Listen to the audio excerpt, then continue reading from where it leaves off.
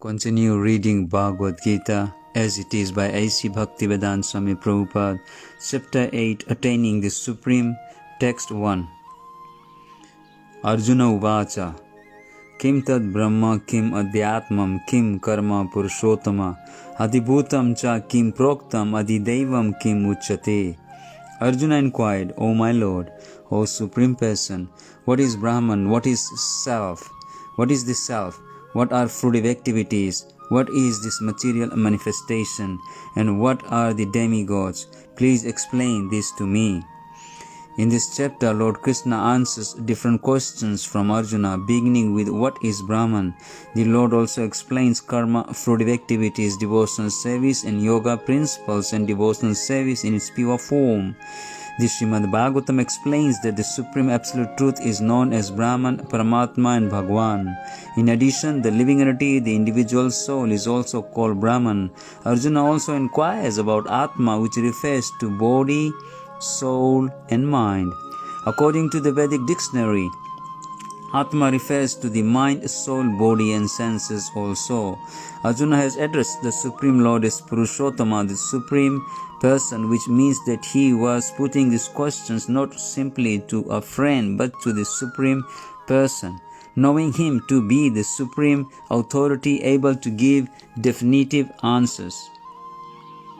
Adhyagya katham koatra dehasmin madhusudan prayan kale cha katham gyayasi niyatatmabhi. Who is the Lord of sacrifice and how does he live in the body, O Madhusudan? And how can those engaged in devotional service know you at the time of death? Lord of sacrifice may refer to either Indra or Vishnu. Vishnu is the chief of the primeval demigods, including Brahma and Shiva, and Indra is the chief of the administrative demigods. Both Indra and Vishnu are worshipped by yajna performances. But here Arjuna asks, who is actually the Lord of yajna, sacrifice, and how the Lord is residing within the body of the living entity? Arjuna addresses the Lord as Madhusudan because Krishna once killed a demon named Madhu. Actually, these questions, which are of the nature of doubt, should not have arisen in the mind of Arjuna. Because Arjuna is a Krishna conscious devotee, therefore these doubts are like a demon's. Since Krishna is so expert in killing demons, Arjuna here addresses him as Madhusudan so that Krishna might kill the demonic doubts that arise in Arjuna's mind. Now the word prayala kale in this verse is very significant because whatever we do in life will be tested at the time of death. Arjuna is very anxious to know of those who are constantly engaged in Krishna consciousness. What should be their position at that final moment? At the time of death, all the bodily functions are disrupted and the mind is not in a proper condition. Thus, disturbed by the bodily situation, one may not be able to remember the Supreme Lord. Maharaj Kula Shekhar, a great devotee, prays, My dear Lord, just now I am quite healthy, and it is better that I die immediately so that the swan of my mind can seek entrance at the stem of your lotus feet. The metaphor is used because the swan, a bird of the water, takes pleasure in digging into the lotus flowers. Its sporting proclivity is to enter the lotus flower. Maharaj Kula Shekhar says to the Lord, Now my mind is undisturbed and I am quite healthy. If I die immediately thinking of your lotus feet, then I am sure that my performance of your devotional service will become perfect. But if I have to wait for my natural death, then I do not know what will happen. Because at the time of bodily function, at that time the bodily functions will be disrupted and my throat will be choked up. And I do not know whether I shall be able to chant your name. Better let me die immediately. Arjuna questions how a person can fix his mind on Krishna's lotus feet at such a time. Shri Bhagwan Uvacha Aksaram Brahma Paramam Swabhava Adhyatmam Uchyate Bhuta Bhava Badbhava Karo Bhavo Bhava Karo Visarga Karma Samigyaha. The Supreme Personality of Godhead says, The indestructible, transcendental living entity is called Brahman, and his eternal nature is called Adhyatma. The self-action pertaining to the development of the material bodies of the living entities is called karma, or fruitive activities. Brahman is indestructible and eternally existing, and its constitution is not changed at any time. But beyond Brahman there is Para Brahman. Brahman refers to the living entity, and Para Brahman refers to the Supreme Personality of Godhead. The constitutional position of the living entity is different from the position he takes in the material world. In material consciousness, his nature is to try to be the Lord of matter, but in spiritual consciousness, Krishna consciousness, his position is to serve the Supreme. When the living entity is in the material consciousness, he has to take on various bodies in the material world. That is called karma, or varied created by the force of material consciousness. In Vedic literature, the living entity is called Jivatma and Brahman, but he is never called Para Brahman. The living entity Jivatma takes different positions. Sometimes he merges into the dark material nature and identifies himself with matter, and sometimes he identifies himself with the superior spiritual nature. Therefore, he is called the Supreme Lord's marginal energy. According to his identification with material or spiritual nature, he receives a material or spiritual body. In material nature, he may take a body from any of the 8,400,000 species of life, but in spiritual nature, he has only one body. In material nature, he is manifested sometimes as a man, a demigod, animal, a beast, a bird, etc., according to his karma, to attain material heavenly planets and enjoy their facilities. He sometimes performs sacrifices, yajna, but when his merit is exhausted, he returns to earth again in the form of a man. This process is called karma. The Chandogya Upanishad describes the Vedic sacrificial process. On the sacrificial altar, 5 kinds of offering are made into 5 kinds of fire. The 5 kinds of fire are conceived of as the heavenly planets, clouds, the earth, men and women, and the 5 kinds of sacrificial offerings are faith, the enjoyer on the moon, rain, grains, and semen. In the process of sacrifice, the living entity makes specific sacrifices to attain specific heavenly planets and consequently reaches them.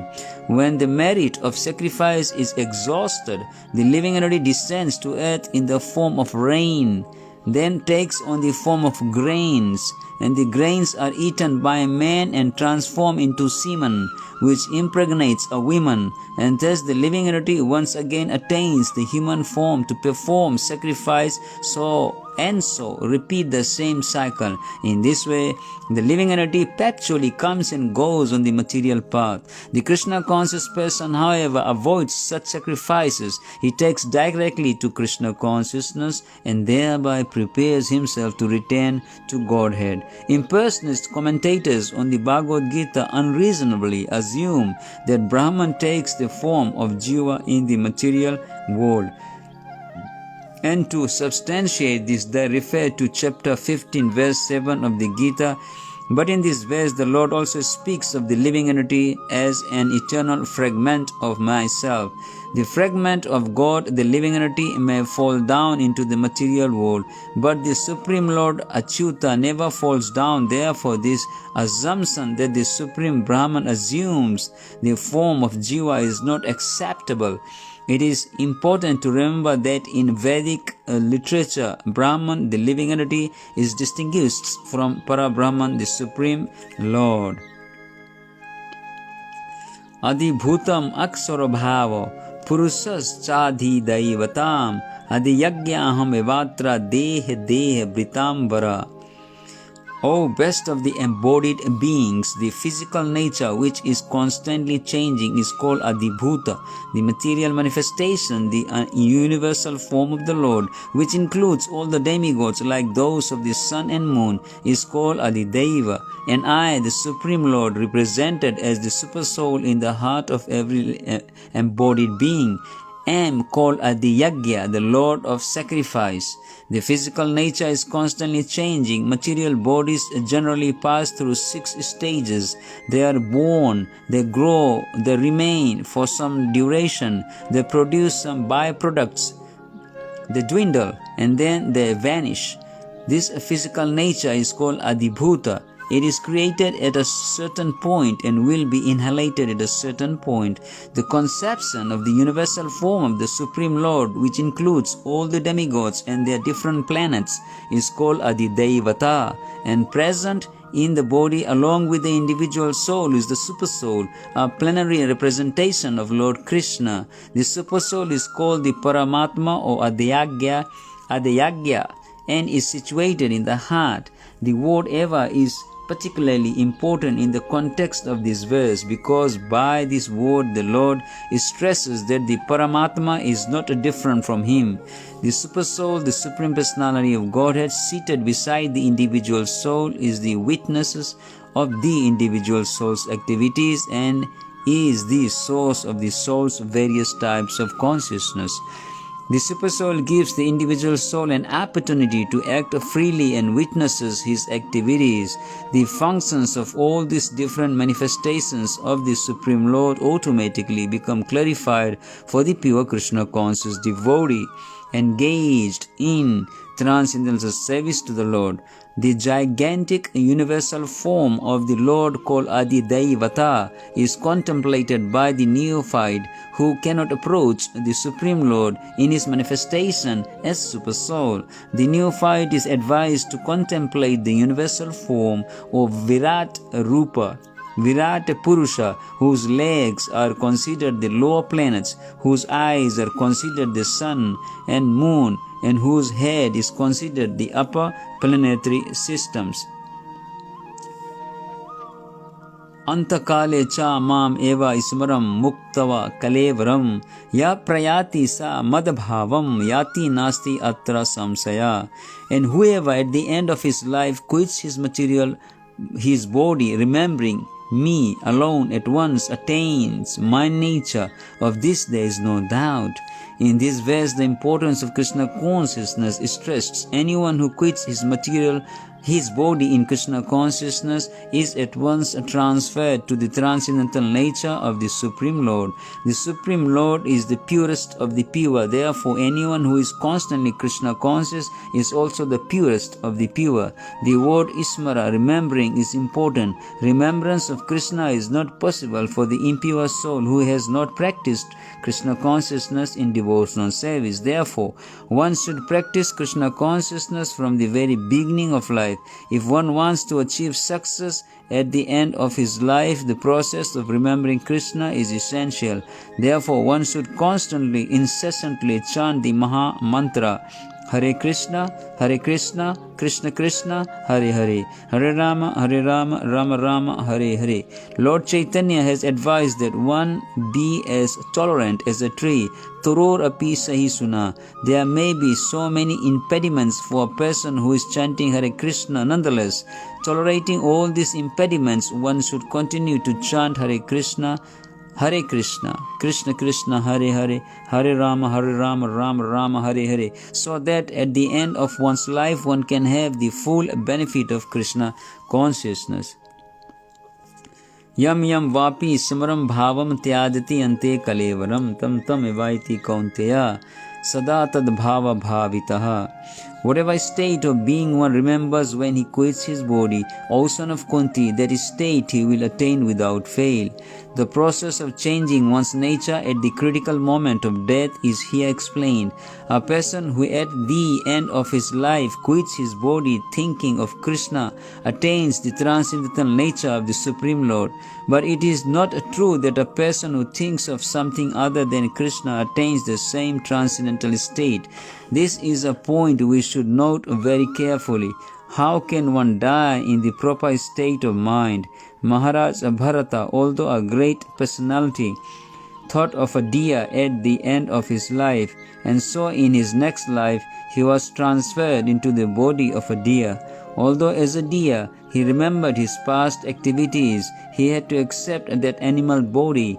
Of course, one's thoughts during the course of one's life accumulate the influence one's thoughts at the moment of death. So this life creates one's next life. If in one's present life one lives in the mode of goodness and always thinks of Krishna, it is possible for one to remember Krishna at the end of one's life. That will help one be transferred to the transcendental nature of Krishna.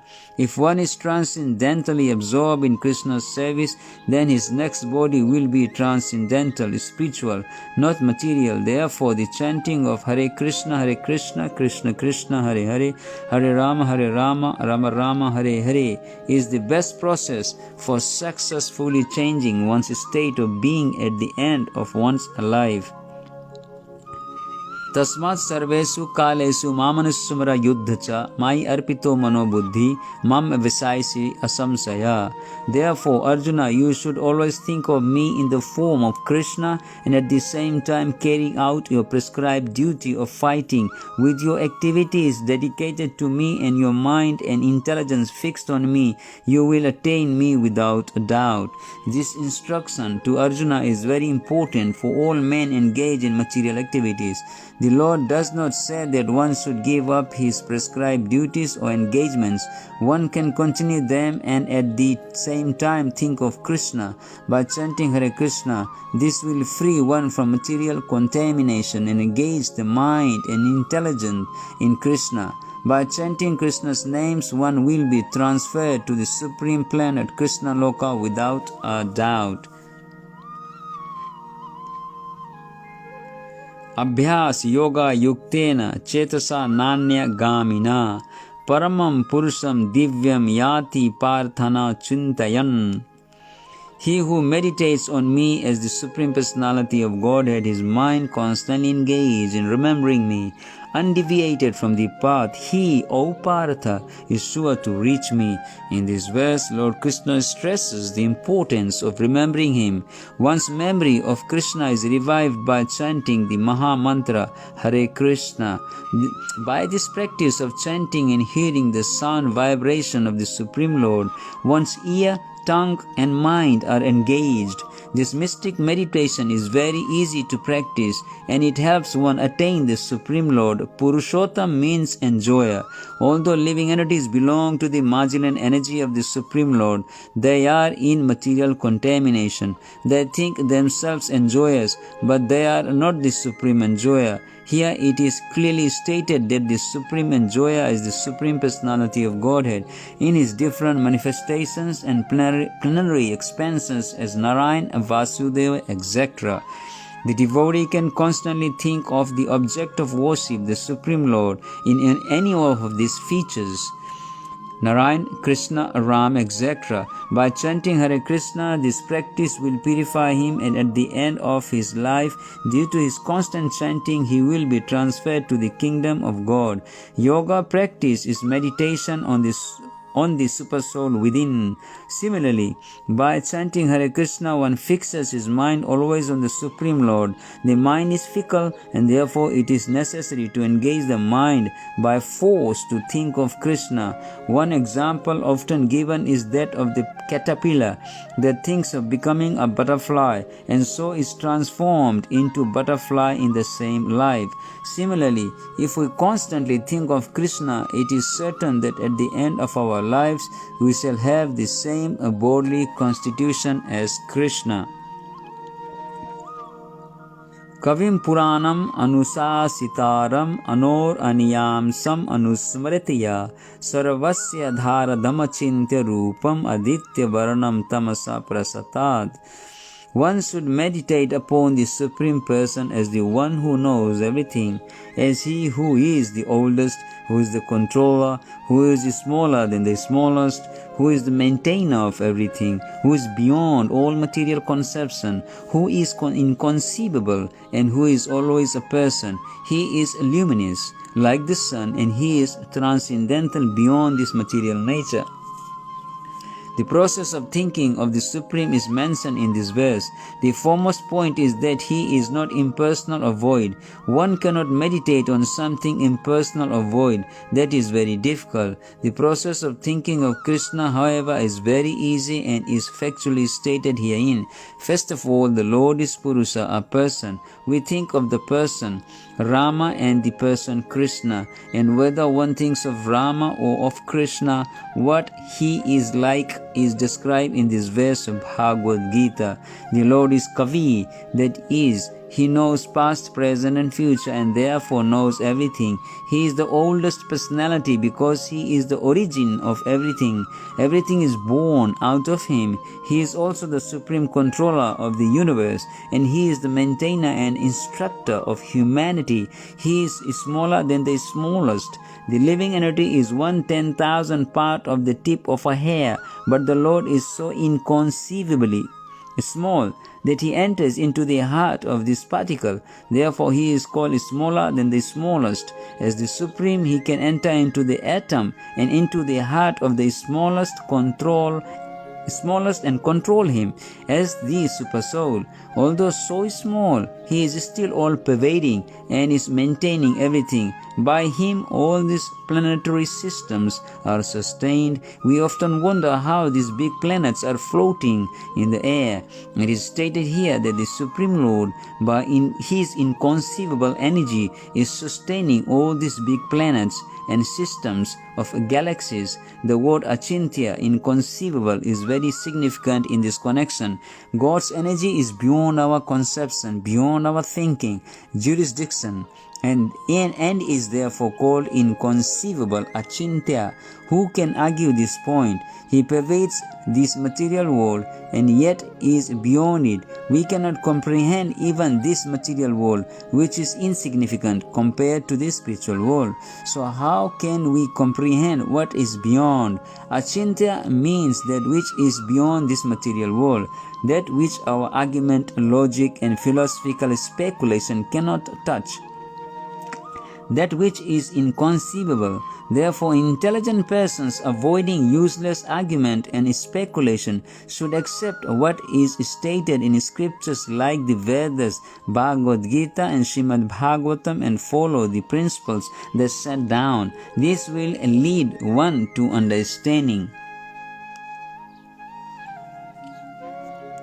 Prayana kale manasa chalena Bhakti yukta yoga balena chaiva bhruvo madhye pram afesya samyak satam param purusham upaitya divyam. One who at the time of death fixes his life air between the eyebrows and by the strength of yoga with an undeviating mind engages himself in remembering the Supreme Lord in full devotion will certainly attain to the Supreme Personality of Godhead. In this verse, it is clearly stated that at the time of death, the mind must be fixed in devotion to the Supreme Personality of Godhead. For those practiced in yoga, it is recommended that they raise the life force between the eyebrows to the Agya Chakra. The practice of Sat Chakra Yoga involving meditation on the 6 chakras is suggested here. A pure devotee does not practice such yoga, but because he is always engaged in Krishna consciousness, at death he can remember the Supreme Personality of Godhead by His grace. This is explained in verse 14.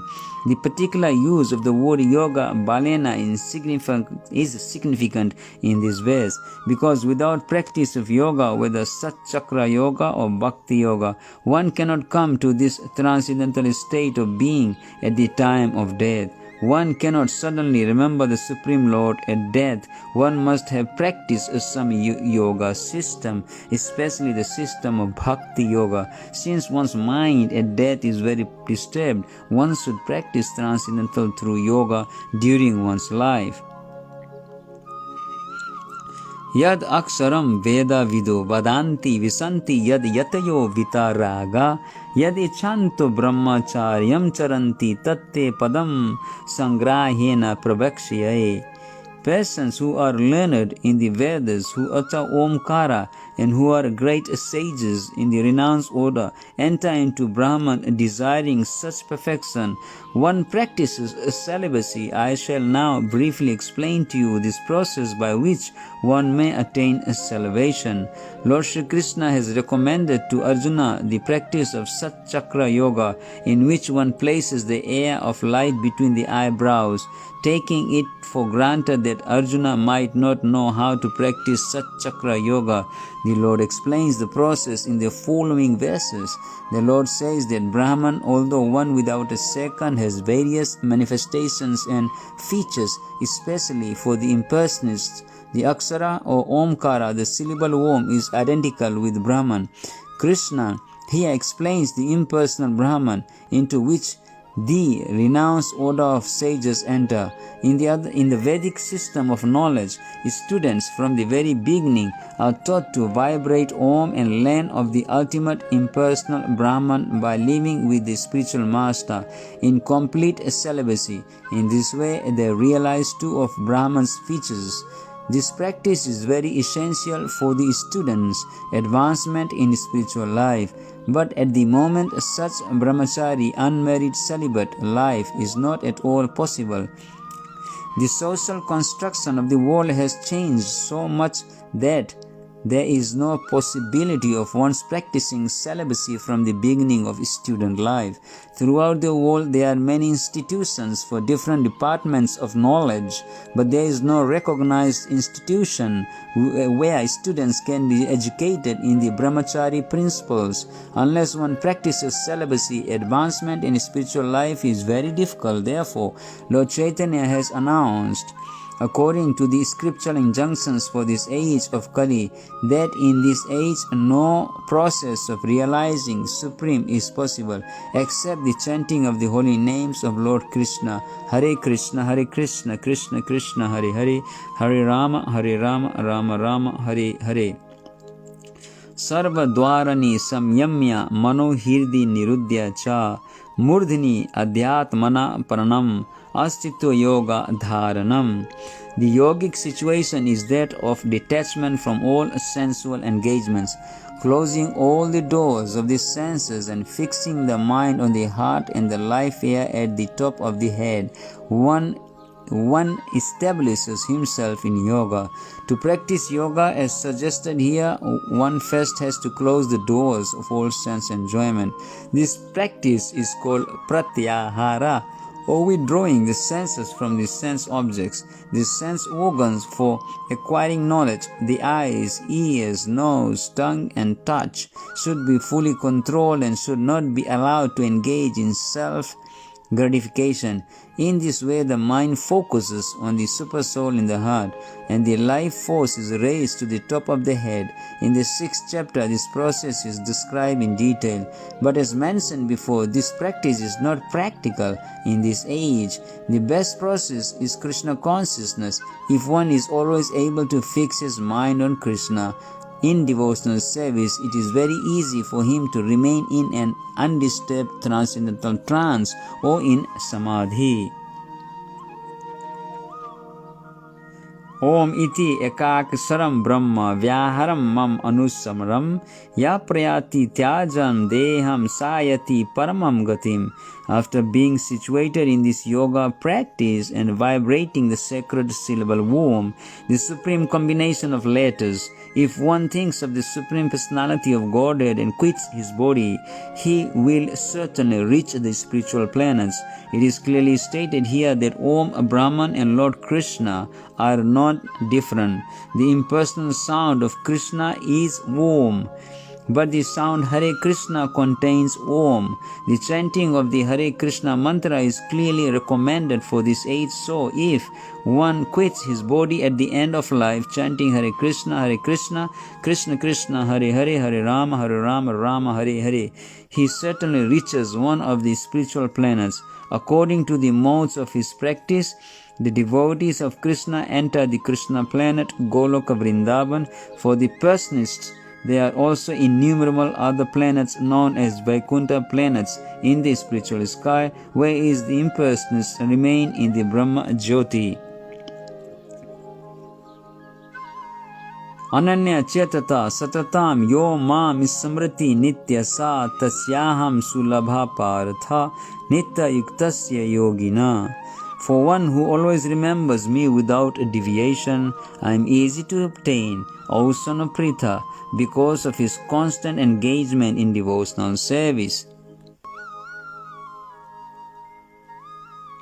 This verse especially describes the final destination attained by the unalloyed devotees who serve the Supreme Personality of Godhead in Bhakti Yoga.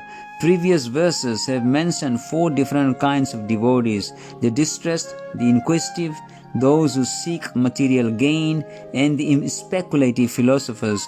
Different processes of liberation have also been described: Karma Yoga, Jnana Yoga, and Hatha Yoga. The principles of these yoga systems have some bhakti added, but this verse particularly mentions pure Bhakti Yoga without any mixture of Jnana, Karma or Hatha, as indicated by the word Ananya Cheta. In pure Bhakti Yoga, the devotee desires nothing but Krishna. A pure devotee does not desire promotion to heavenly planets, nor does he seek oneness with the Brahma Jyoti or salvation or liberation from material entanglement.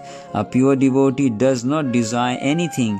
In the Chaitanya Charitamrita, the pure devotee is called Niskama, which means he has no desire for self-interest. Perfect peace belongs to him alone, not to them who strive for personal gain, where is a Jnani Yogi, Karma Yogi, or Hatha Yogi has his own selfish interests. A perfect devotee has no desire other than to please the Supreme Personality of Godhead. Therefore, the Lord says that for anyone who is unflinchingly devoted to Him, He is easy to attain. A pure devotee always engages in devotional service to Krishna in one of his various personal features. Krishna has various plenary expansions and incarnations such as Ram and Narsingha, and a devotee can choose to fix his mind in loving service to any of these transcendental forms of the Supreme Lord. Such a devotee meets with none of the problems that plague the practitioners of other yogas. Bhakti Yoga is very simple and pure and easy to perform. One can begin simply by chanting Hare Krishna. The Lord is merciful to all, but as we have already explained, He is especially inclined toward those who always serve Him without deviation. The Lord helps such devotees in various ways, as stated in the Vedas, Katha Upanishad 1.2.23, Yam evaisi vritnute tena labhyas tasyaiva atma vibrinute tanum swam. One who is fully surrendered and engaged in the devotional service of the Supreme Lord can understand the Supreme Lord as He is, and as stated in Bhagavad Gita 10.10, Dadami Buddhi Yogam Tam, the Lord gives such a devotee sufficient intelligence so that ultimately the devotee can attain Him in his spiritual kingdom. The specific qualification of the pure devotee is that he is always thinking of Krishna without deviation and without considering the time or place. There should be no impediments. He should be able to carry out his service anywhere and at any time. Some say that the devotee should remain in holy places like Vrindavan or some holy town where the Lord lived. But a pure devotee can live anywhere and create the atmosphere of Vrindavan by his devotional service. It was Sri Advaita who told Lord Chaitanya, "Wherever you are, O Lord, there is Vrindavan," as indicated by the words Satatam and Nityasa, which means always, regularly, or every day. A pure devotee constantly remembers Krishna and meditates upon Him. There are qualifications of the pure devotee for whom the Lord is most easily attainable. Bhakti Yoga is the system that the Gita recommends above all others. Generally, the Bhakti Yogis are engaged in 5 different ways. Santa Bhakta engage in devotional service in neutrality. Dasya Bhakta engaged in devotional service as servant. Sakhya Bhakta engaged as a friend. Vatsalya Bhakta engaged as parent. and Madhurya Bhakta engaged as conjugal lover of the Supreme Lord. In any of these ways, the pure devotee is always constantly engaged in the transcendental loving service of the Supreme Lord and cannot forget the Supreme Lord, and so for him the Lord is easily attained. A pure devotee cannot forget the Supreme Lord for a moment, and similarly the Supreme Lord cannot forget his pure devotee for a moment. This is the great blessing of the Krishna conscious process of chanting the Maha Mantra Hare Krishna, Krishna Krishna Hare Hare, Hare Rama, Rama Rama Hare Hare. Mam upyatya punarjanma dukhalayam asasvatam napnuvanti mahatmana samsiddhim paramam gata. After attaining me, the great souls who are yogis in devotion never return to this temporary world, which is full of miseries, because they have attained the highest perfections. Since this temporary material world is full of the miseries of birth, old age, disease and death, naturally he who achieves the highest perfection and attains the supreme planet, Krishna Loka, Goloka, Vrindavan, does not wish to return. The supreme planet is described in Vedic literature as Avyakta and Akshara and Paramam Gatim. In other words, that planet is beyond our material vision, and it is inexplicable because it is the highest goal, the destination for the Mahatmas, great souls. The Mahatmas receive transcendental messages from the realized devotees and thus gradually develop a devotional service and Krishna consciousness, and become so absorbed in transcendental service that they no longer desire elevation to any of the material planets, nor do they even want to be transferred to any spiritual planet.